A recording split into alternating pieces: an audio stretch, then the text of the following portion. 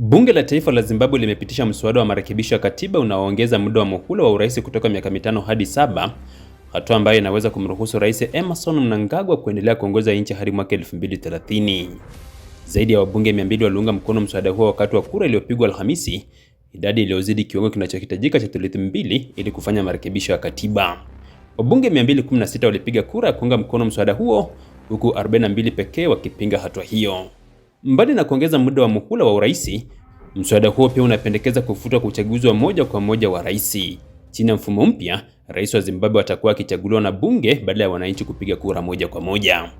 Marekebisho haya pia yanaongeza muda wa muhula wa wabunge kutoka miaka 5 hadi 7 na kuahirisha uchaguzi mkuu uliokuwa ufanyike mwaka 2028 hadi mwaka 2030.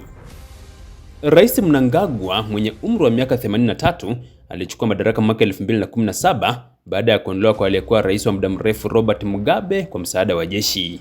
Tangu wakati huo, ameshinda uchaguzi wa mwaka 2018 na mwaka 2023, ingawa matokeo hayo yamekuwa yakipingwa vikali na baadhi ya vyama vya upinzani katika nchi ya Zimbabwe.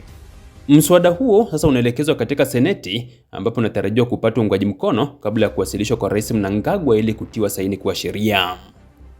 Vyama vya upinzani, wanaharakati wa kiraia na wataalamu wa sheria za katiba wameeleza wasiwasi wao mkubwa kuhusu mabadiliko hayo, wakisema kwamba masuala makubwa kama hayo yanapaswa kuamuliwa kupitia kura ya maoni ya wananchi badala ya kupitishwa na bunge peke yake.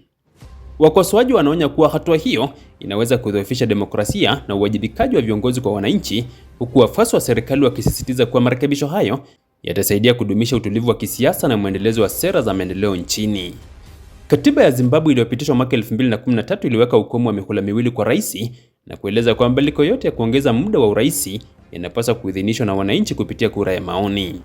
Hata hivyo, mahakama ya katiba ya Zimbabwe Jumatano ilitupilia mbali kesi iliyokuwa ikipinga mswada huo na hivyo kufungua njia ya kuendelea kwa mchakato wa marekebisho hayo.